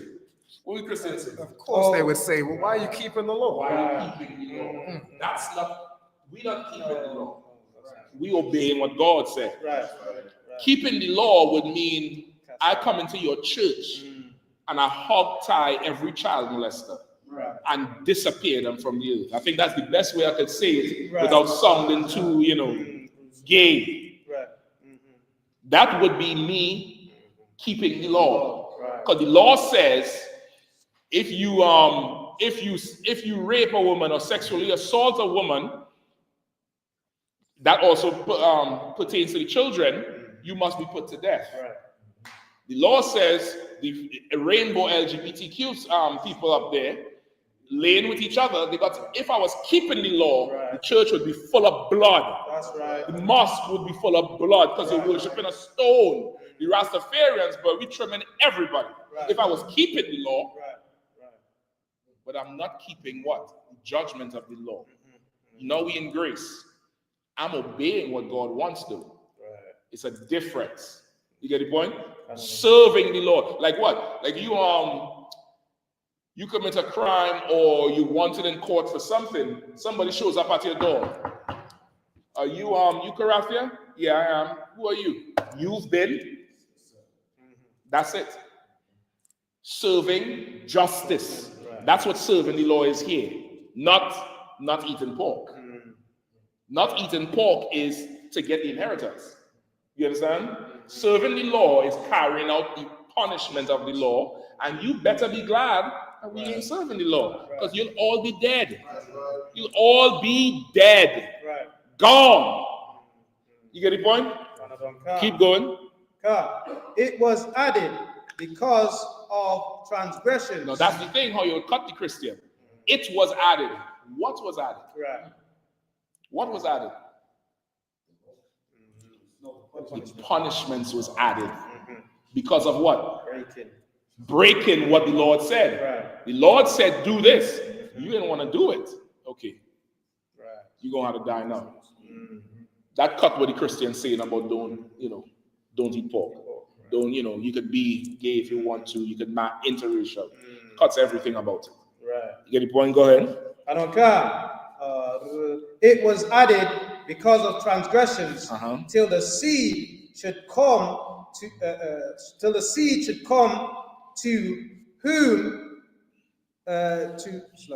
the promises was made. I read that again. It was added because of transgressions till the seed. Don't try to understand it. I'll give you the understanding. Is it glasses? You want the bigger printer? You have a bigger printer? Same print. You want the bigger print? I'll try that one. I don't feel like it. Listen, you're going to try that, you're going to hold on to this till the class comes. I know what I'm talking about. Let me get this one here. I'm going to rock with this one. Chapter what? 19? Let's go. Let's look for the verses. 19. 19. Go ahead, read 19. For I, through the law. Read the other side. Go to the other side where it said, wherefore. All right. You don't see verse 19 nowhere? I bring it on 19, my little children. No. Wherefore? Wherefore, 19. No. Is it? Just bring it up. Just come, bring it, let me show you. I ain't no sweat. It's got that old Roman. No sweat. This is 3. 1, 2, 3. 19. Wherefore? 19. Okay, come on. All right. Wherefore? Go ahead. You better learn them Roman numerals and all that. You better learn to read everything because, boy, in a second, this place is going to be gone. And you better be able to read some shit out. Go ahead. And I don't care. Wherefore then serveth the law. Wherefore, say, why are you serving the law? Go ahead. It was added. It was added because of transgressions, till the seed should come to whom the promises was made. The promise. The promise was made. Uh-huh. And it was ordained by angels in the hands of a mediator. Right? Till the seed who come with us, which his promise was made. The seed from which his promise was made was who? Isaac. Right? And an angel stepped in to stop it. You get the point? Keep going. To stop what exactly? Remember, Abraham was going to kill. Oh, right. Remember, the angel stepped in. Stopped it, and replaced with a Isaac with a lamb. Christ is the lamb. The promises was made to Isaac, who is Christ. You get the point? That's the seed. He's the direct seed. You get the point? Go ahead. Verse 20. Now a mediator is not a mediator of one, but God is one. Right? Now this mediator who stepped in is not a mediator of one, but the Lord is the one. You get the point? The Lord is the one who coming in there and stepping in to do everything. All right, go ahead. 21. Is the law. Come on. Sorry, I was going to say, where it says the mediator is not mediator of one, is it saying like it's not mediator, like, you know, he didn't step in of his own volition. It was the Most High. Okay, think like this stepping is not Slav. This stepping is not just for Isaac, because Isaac is Abraham's seed. This stepping, the Lord is one, so it's for who the Lord wants, which is everybody. You get the point? Not just. This was just for Isaac at that time, because they think in Jerusalem it's just them, not everybody else, but it's who the Lord wants. You understand it now? All right, let's go. So like in other words, all Israel, basically. Exactly. Go ahead. But God is one. Is the law then against the promises of God? So he asking it again. Is the law now against the promise of God? Because now you saying that promise is done because they did not keep what the Lord wanted and should be under the judgment of the law. Right. Are you saying now the promise is done? Are you saying is then now the law against the promises of God? Hell no. Go ahead. Is the law then against the promises of God? God forbid. Which is hell no. He's saying no, it's not against the promise. The law is meant to make us obey him. It's supposed to be a deterrent. It's not supposed to stop us from, obeying him, or stop us from, or cut us out of the inheritance. You get the point? And this is to show you the Sadducees and Pharisees had Israel so twisted up that even if they're Israelites who scattered, who not born into the culture, what do we know about the Bible if they get punished, if they're not in there? What do we know? I try not to give it to you. Like if there's Israelites who, ain't keep the Passover, What do we know? Besides them being able to come back. Go ahead. The Israelites nonetheless. So what does that mean? The family, and they're going to come back. They're going to be reincarnated. All right. You understand what I'm saying? So all the judgment that Jerusalem was seeking and killing people and this and that, they're coming right back. So what you going to do? Find out if they was born in Corinth when they're born again and kick them out? You understand what I'm saying? Like Israel was so twisted up then, and Paul is trying to, bring the tree whole. When you read about, the one grafted in and the wild olive tree, all that is just talking about bringing Israel back. In Acts chapter 10, when Peter got the vision with the sheet that came down from heaven, and the voice of Christ came to him and said, don't call anything unclean which I made clean. But all on the sheet was unclean animals, shrimp, pork, snails, this, that. Christians read that and say, see, the Lord said, don't make nothing unclean that I make clean. So I could eat a snail, I could eat octopus, I could eat pork. That's what they say. Peter himself was confused. Peter didn't understand it. Why didn't Peter understand it? Because he knew eating pork was against the law. So when Christ told him this now, he's like, something ain't right. Later down in the chapter, the same chapter, he said, now I understand what Christ was saying. He was talking about the brothers and sisters outside. He's saying, don't call them unclean, that he made clean. Because Christ now makes us all clean. Meaning, we get a fresh start. Everything you did before you came into the truth, nobody remembers it. Nobody cares about it. Nobody remembers it, which is why I stress, come in here and have the faith, man. Believe in what you learn. This is your ticket, man. This is your second chance. This is your shot. Run with it. Run with it like it was gold bars from Fort Knox. Run with it like the Queen gave you all the jewels in Buckingham Palace. Run with it like that, man, because that's what it is. Because everything you did before, ain't nobody remembering that. You understand? Ain't nobody don't care about none of that shit.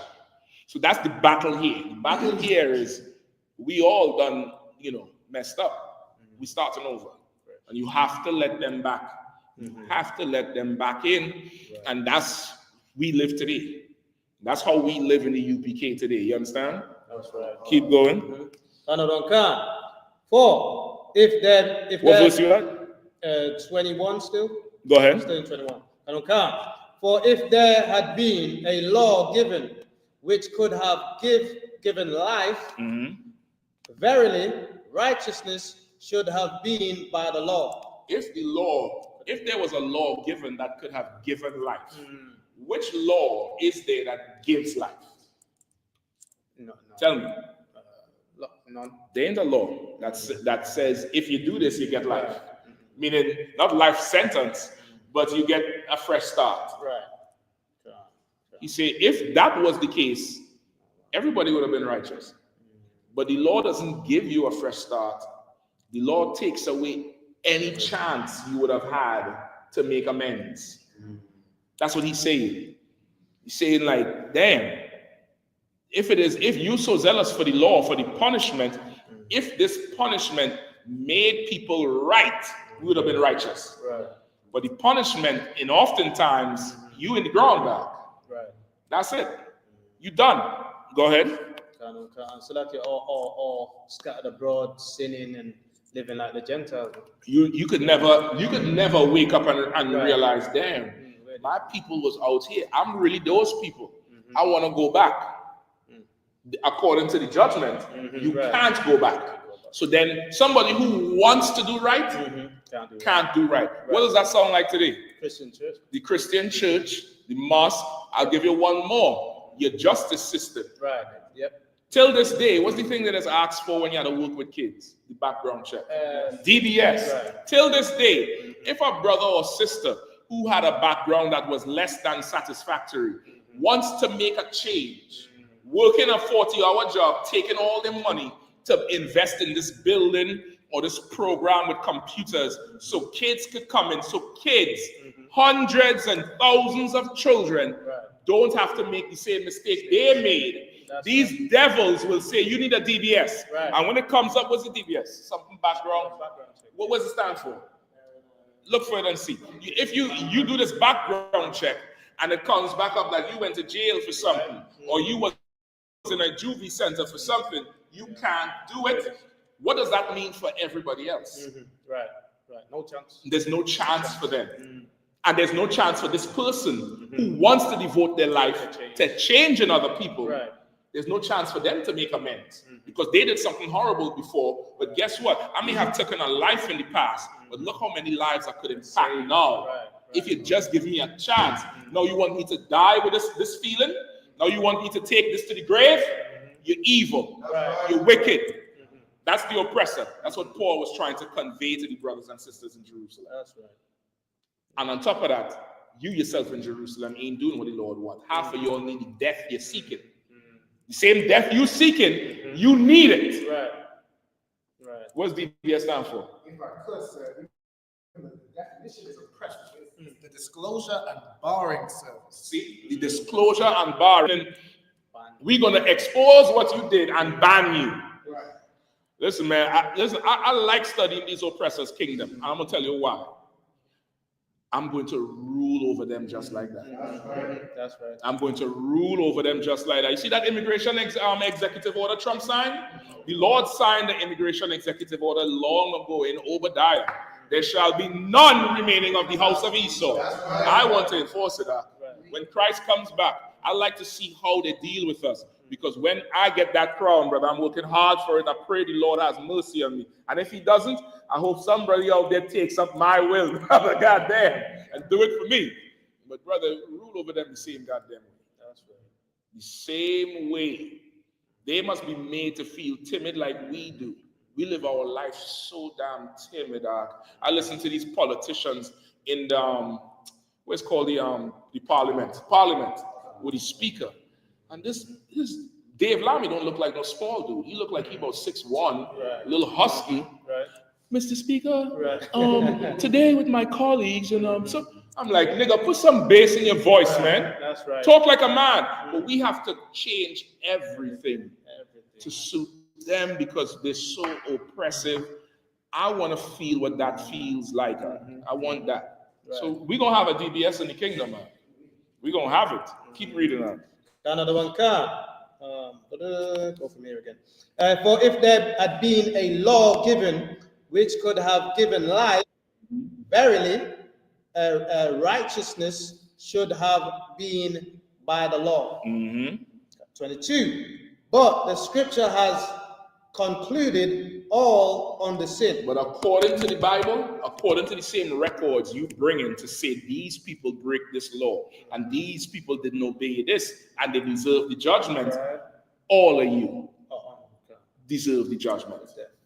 If we really keeping it real, that's right. If we keeping it real, you all accept me, not me, but Paul. They accept Paul, right? They accepted Paul. Paul held the coats of them who stoned Stephen. Paul led raids to persecute the Jews. Remember, he was working for the Sanhedrin and them. He was on the other side. The Lord had to humble him and do what? Give him a second chance. You accept Paul, why you can't accept everybody else? Right. Go ahead. Another one can. But the scripture has concluded all on the sin, that the promise by faith of Yahushua Christ might be given to them that believe. That's the woman who touched that hem, brother. Right. Touched that fringe. The promise of the faith. So say again, the promise by faith of Christ, which is who? Isaac, which is that seed of one. Right. You get the point? Understanding it manifold, because Christ was reincarnated. Christ was Adam, Isaac, Christ, and Solomon, and he made an appearance as Melchizedek. That's 5 times we could account of Christ in the Bible. Christ was that seed who the Lord made the promise to. Right. And from him is where everybody comes from. You get the point? Okay. So now we said, if you believe on Christ, you're going to get that promise. If you believe. If you believe on the Christ of the Bible. That's right. If you believe on him and who he was, you're going to get that promise. You're going to get that thing. So that's what it's talking about. It's not talking about the law in context of you shouldn't eat pork, you shouldn't eat shrimp. That's not really a law if you're looking literally. The law is a statute and a judgment. Don't eat pork, don't eat shrimp is the statute. It's the culture. It's our way of life. Just like what? Is there a law in America saying don't, or in UK saying don't eat a dog? No. But if you do eat a dog, what will happen? You get arrested. You get arrested for what? Animal cruelty. Right. And there's a penalty for animal cruelty. Right. But the culture is not eat a dog. Right. That's not the same in China. Right. China is, if it's too slow to run, cook it. Right. Cook it while it's running. Cook it while it's running. Put a treadmill in the cut. Let that nigga get it in. You get the point? Right. It's the culture of it. Right. You get the point? So it's not a saying that you could eat pork and stuff like that. If that's the case, if the Christian is saying that you could now eat pork, ask them if you could eat a newborn baby. Right. If there's no law, then they'll say, well, that's wrong. Why is it wrong? Why can't I put a baby in the pot? Why can't I eat you? And they'll get an understanding of it. I suggest any Christian who is, saying that, you get far away from them. Because if they eat pork, they'll steal from you. If they eat pork, they'll try to have sex with your wife. They'll try to have sex with your children. You get the point? They'll try to violate you. Cap? The brother didn't get it, but I will get it for you all for next week. I bought 2 copies in DC. If they can't find it, I'm going to do an interrogation. I'm going to hire Hitler. That can't. I know I brought 2 books for DC. Go ahead. So one question, sir, about the flood. How the Christians portray it, is that how it happened? Just rain and just flood, and then was it with the whole earth or a certain fraction of it? Or okay, as far as what was the foreseeable earth, right? It's hard to say if it was everything because they were in the east. You get the point? It's hard for me to say factually if America flooded. I can't say that. But as far as Noah saw, everywhere there was no trees. Right. There was no mountains out. The record of historically where they found pieces of the ark is somewhere up in some high ass mountain, I think in Turkey or some shit like that. You get the point? How the hell that boat reach up there? You understand what I'm saying? So you want to look at it everywhere. Let's just put it like that. Everywhere it was just, that's it. That was it. But it did start raining and didn't stop raining. Right? And it's not hard to believe. Rainfall for 2 hours in Birmingham. What happens in city center? It's 2 hours. How many hours in a day? Let's do some math. How many hours in a day? Right? 24 hours in a day times 40 is how much? 960 hours. If in 2 hours the water is up by your knees, nigga, add 958 more. And this is not modern day with big canals and drains. This is dirt. And if you know anything about geography and geology, rain falls and the earth gets saturated. Water permeates. Then it's like a sponge. It can't soak no more. So that's when the water level starts to rise up and go up and up. That water ain't running off nowhere and going into some drain and some storm drain. It's the earth. That's it. You're done. You should have listened. You get the point? These things is not far-fetched. It's because of the Christian church. Nobody don't believe the Bible, but the UPK is changing that. You're going to respect this Bible, respect the Most High and our King Christ, and respect blacks, Hispanics, and Native Indians. And if you don't do it, you'll be forced to. Very soon. Don't worry about it. All right? I hope that answers her question. Do we get to go over anytime? Or we kind of decide anytime? No sweat. All right, I'm going to 85. Let me run it down quick just for the sake of the class, all right? Pull the precept for me. I need the precept where, Lord, if it's your will, let this cup be passed from me. All right, let me get that. Let me get Exodus. Give me the marriage scripture, 22 and 16. Let me get that. Different brothers could pull it, all right? Let me get the Trinity. Or somebody try to look up, a separate brother, try to look up Trinity in the Bible. All right. Give me, and I'll get the last 2. All right. Who have the first one? If this cup was to pass from me. Somebody else look up the word Christian in the Bible. What do you have, Robert? If it be like Wilson. Go ahead. Matthew 26 verse 39. And he went a little further and fell on his face. And Right. Matthew 26 and 39. All right.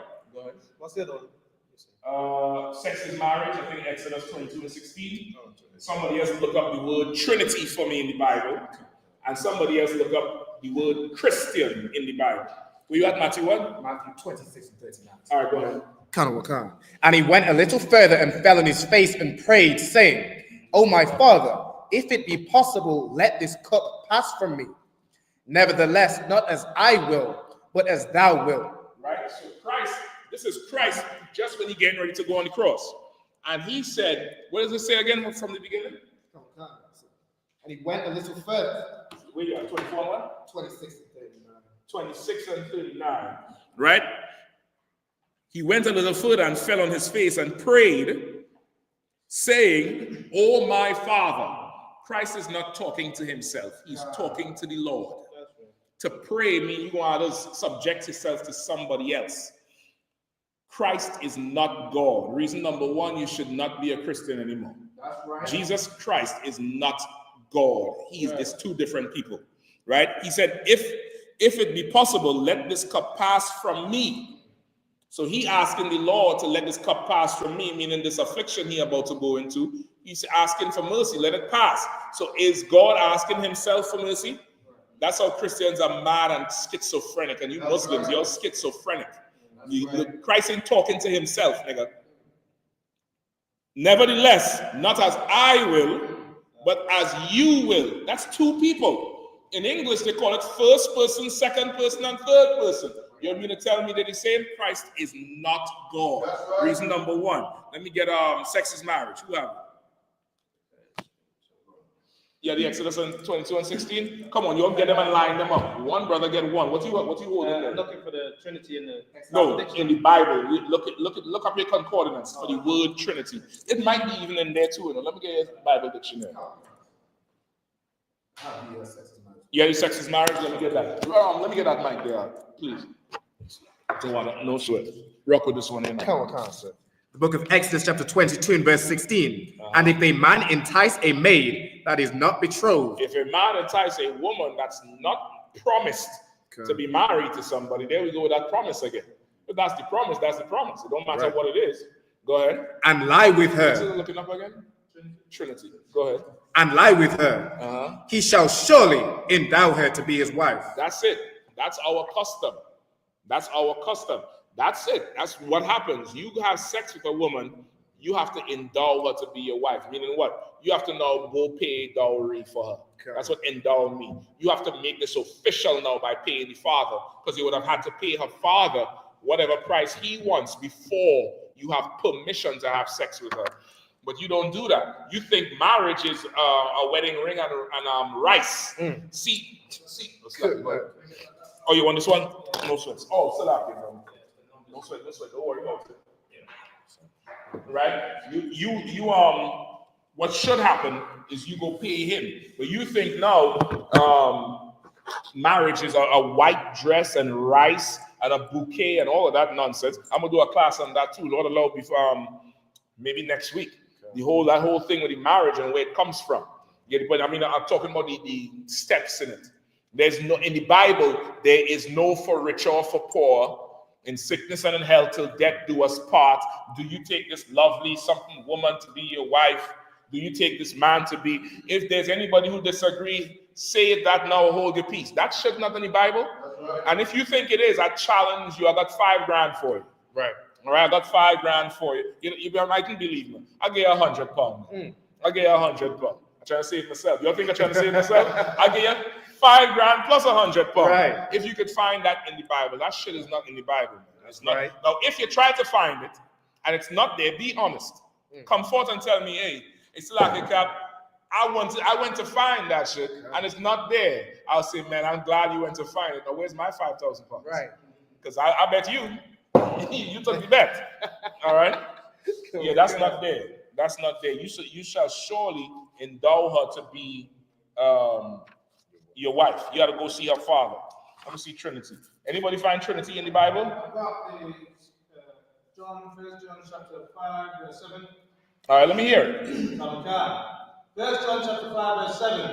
For there are three that bear record in heaven. Okay. The Spell three. Three. THREE. Oh.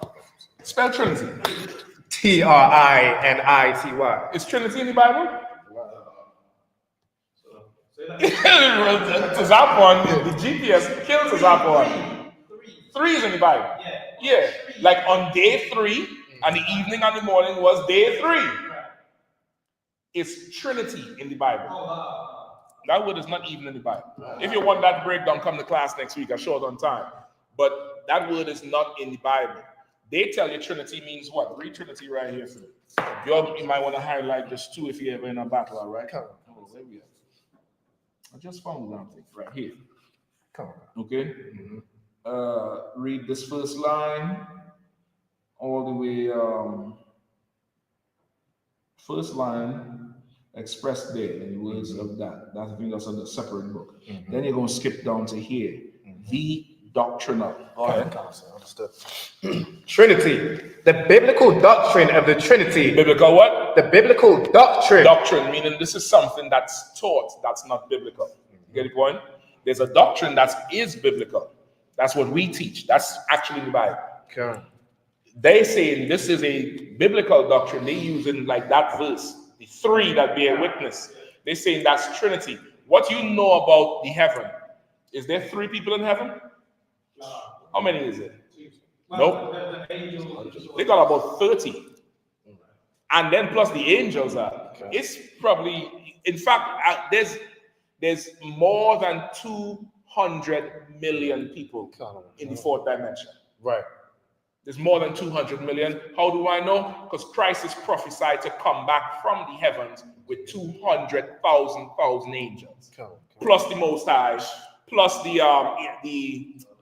elders, the 24 elders, plus the beast. I call them two people. Why? Because they talk.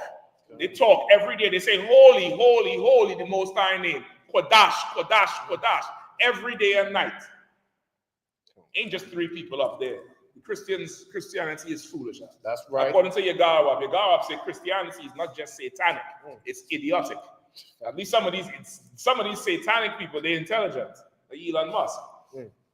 I can't even say that, because he a damn fool. Go ahead. The biblical doctrine of the Trinity is most distinctly expressed in the words of Christ in the Great Commission. In the Great Commission, which is a separate book or a combination of some stuff. Like how they say, they break up the Bible into this and the transfiguration and this and that.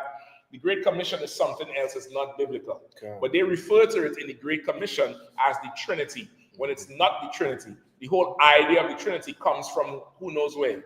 It's real simple. We're talking about it all day in class. Come on. The universal Roman. It comes from the universal Roman because the Romans and the Greeks believed in what? A pantheon with many different gods. And there's God who would come down on earth and go back up and have sex with women and go back up. That's what they believe.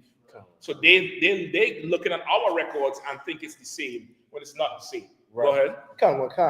The doctrinal formalization of the biblical data. The doctrinal formalization, meaning at one time they formed these things.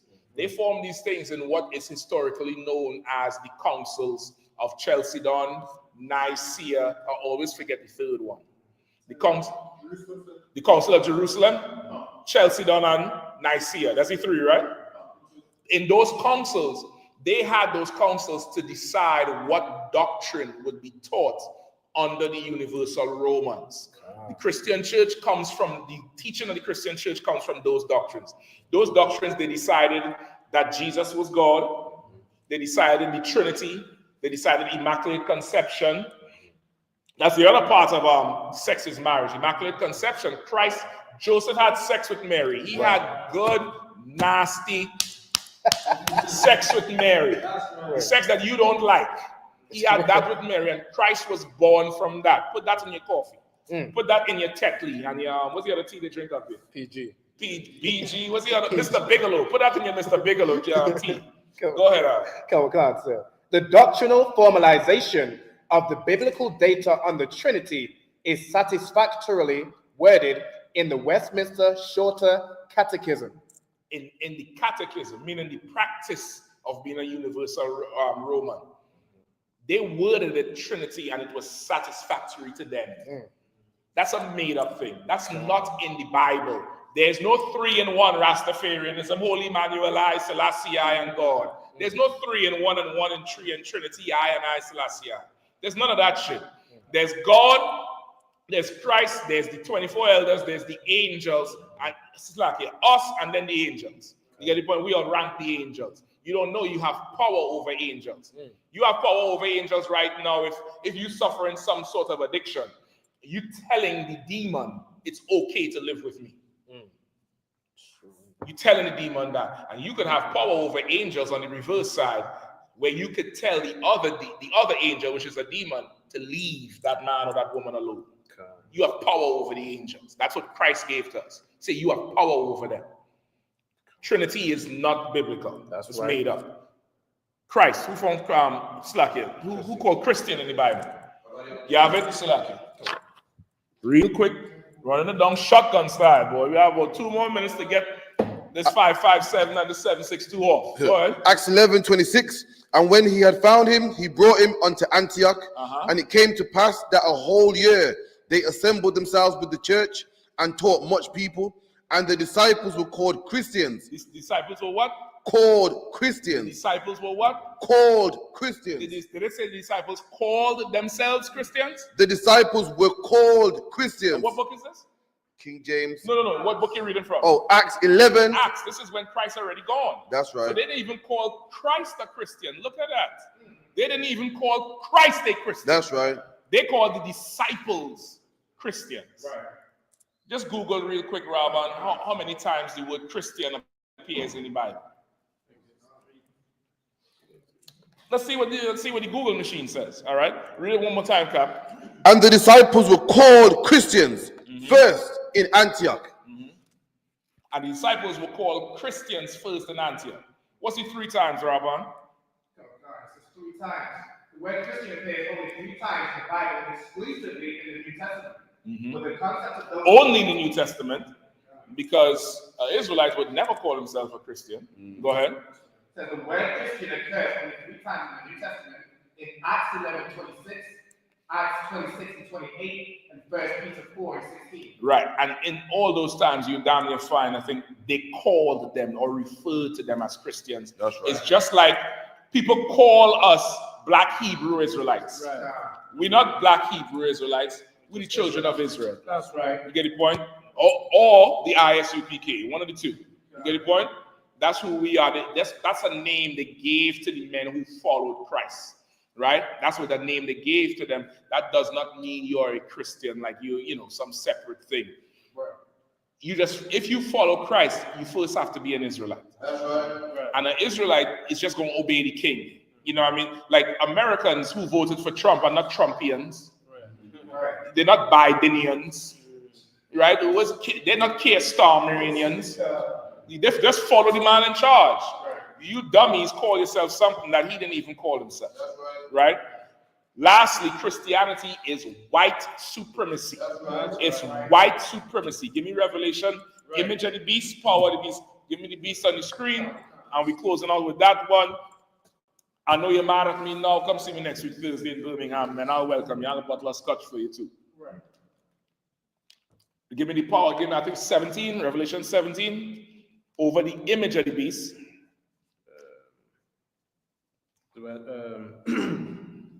Revelation 13. Start at 14. Start at, I believe it's 14, right? Yeah. 13 and start at 14. You have it? Go ahead, just take the mic and give it to him, man. We ain't got time. Revelation 13 and 14. And he deceiveth them that dwell on the earth by the means of those miracles which he had power to do. Right? This beast, he deceives everybody who dwells on the earth. How does he deceive everybody? By the miracles of the power the Lord gave him to do certain things. Like this oppressor, brother, he got power from the Lord to magnify himself and fly all over the place, drop bombs from on high. Listen, you could call somebody now in Alaska on this phone and see them in real time. They got some time like a what's called that thing? Like a Stargate. You remember that show Stargate? With the big circular thing, and they could walk through like a portal. They got something like that in New York, and I think somewhere in the UK or in Ireland. And you looking into this big circle, and you seeing somebody in Ireland from New York at the same time. You could look at them and see it. And this beast is so vile. Some broad went on to some OnlyFans hoe. These OnlyFans hoes are. How they know immigration reform on them? Right. How they know executive order on them? She went there and flashed the screen, and they shut it down for like 24 hours because of it. So now they put a delay. You could no longer see it in real time. I think it's like a 6 or 10-second delay. So let's say she does it, they'll blur it quickly, and somebody will come there, move her and stuff like that. This devil got power to do so many amazing things. So many things that you would look and be like, it's a miracle. But the Lord gave him that to bring us to jealousy. And now, but he took this power and he deceives the earth.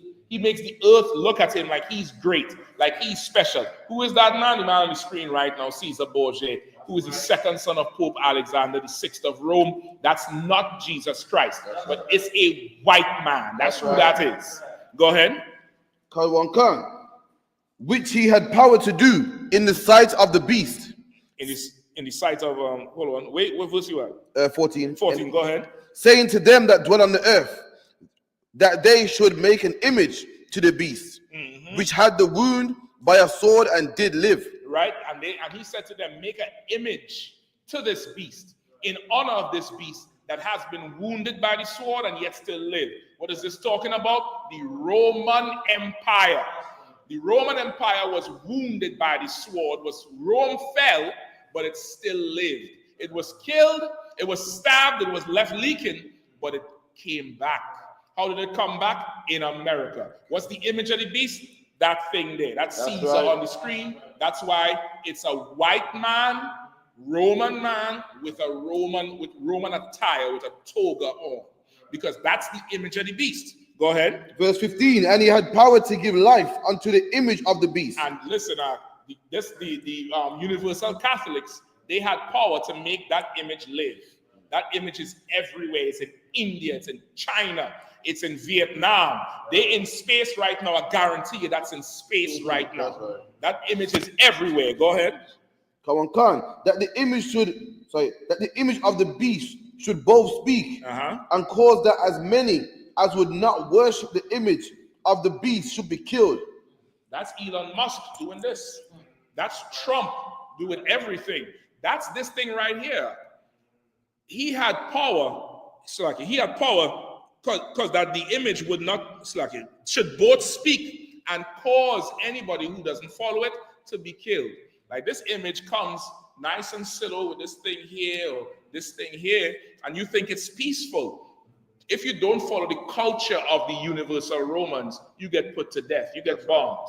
That's why they're bombing the Arabs right now, because it's from white supremacy. The Jewish man is a white supremacist too. Go ahead.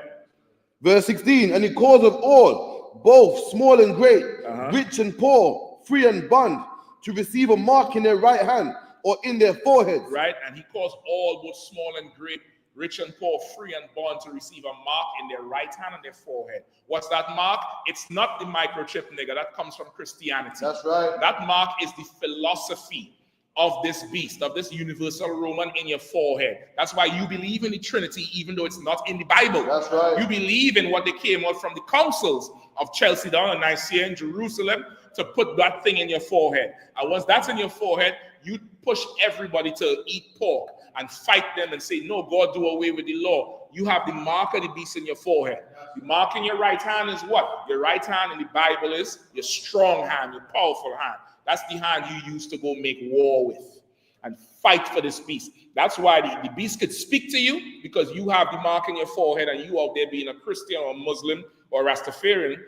or the mark, the beast could also what? Put you to death. Because you had the mark in your hand, you will take up arms to go fight for the beast. Fight on behalf of the beast. Put people to death because they don't believe in what other people say with the mark in their forehead. Keep going. Come on, Khan. And that no man might buy or sell, save he that have the mark, or the name of the beast, or the number of his name. Right? Go ahead. And no man could do anything unless you are a universal Roman, aka a Christian. That's the image of the beast. You have the mark of the beast. Christianity is white supremacy. That's right. And nothing else. You should not be a Christian anymore. With that, pass the class over to priest and officer. Who's the armed guard? Robin, let's do the salute real quick, all right? I know we pressed on the time. Even if Israelite money. I'm money to buy. I'm money. We're right.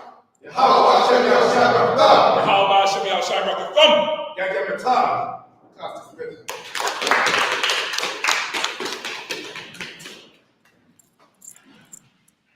Play the tithes.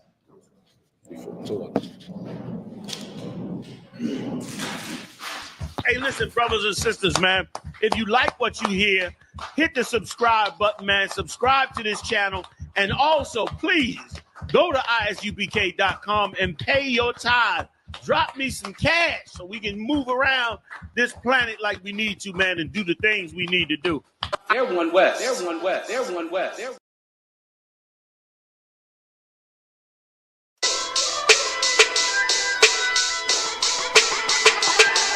Right at it. What you talking about? Hear the hunger in my voice, they used to tell me to speak up. The problem was what I was saying, they couldn't keep up. Instead of moving around with some patience, they tried to speed up. It got colder than a bitter bitch, found me a way to heat up. What's a favor for a favor if we all didn't make it? Kept it 100 with everybody, but they just gon' change. I ain't get caught up in the hype, cause I ain't feel like I made it. Couldn't picture me here now, but here's your moment to frame it. And I ain't never understand that self-entitlement spirit. I felt your vibe, I don't wanna get near it. Before I made the appearance, I took a second, took a look in the mirror. This God, Lord, the only thing that I fear. Y'all got me fucked up. This all passion, it's tradition, it ain't fashion. It's no action. They make threats and it's still passing. I think massive, no respond, that's still tact. Y'all should quit rapping. Cheap shots, I'm cinematic. I ain't average, I'm an overthrow fanatic. How I go, you lose and win like asthmatic. I got first, that's automatic. I'm the best in my division. In the ghetto like the pigeons, in the hood like the engine. You a bird for that chicken. I don't fake split decisions cause my mind made up, nigga. We in the end of time, but my time ain't up, nigga. I was young and running wild and wide-eyed like a cabbage patch. I had to get it as vivid, adapted to my habitat. It's certain shit I won't do, certain shit you can't prove. My shit sound like a payday, yours like more when the rent. If I had $1 for every dime you counted, I would be broke. Watch it be close, got a better chance, boxing the ghost. And they know I'm raw, and they know the squad, and I'm feeling large, still in charge. I don't make a follow, I follow the law. Standing tall like they hear on March. I just got a call from my bro, he behind the wall, he told me let it off. Niggas lying for some cat, I got a different line in me. Everybody intimidated, I got that God in me. You get focused on them dimes, I'd rather keep my nine with me. Help me get this off the ground, just know you won't fly with me now. I try to make the news, I ain't playing by the rules. I've been trying to play it cool, but that ain't gon' be the living. Y'all out here looking like fool. Home with the truth, I ain't never had to choose. I'm trying to get beamed up, man, y'all trying to make the news. I ain't playing by the rules. I've been trying to play it cool, but that ain't gon' pay the bill. Y'all out here looking like fool. Home of the truth, y'all ain't never had to choose. Trying to get beamed up, man, y'all trying to make the news. I ain't playing by the rules. I've been trying to play it cool, but that ain't gon' pay the bill. Y'all out here looking like fool. Home of the truth, y'all ain't never had to choose. Trying to get beamed up.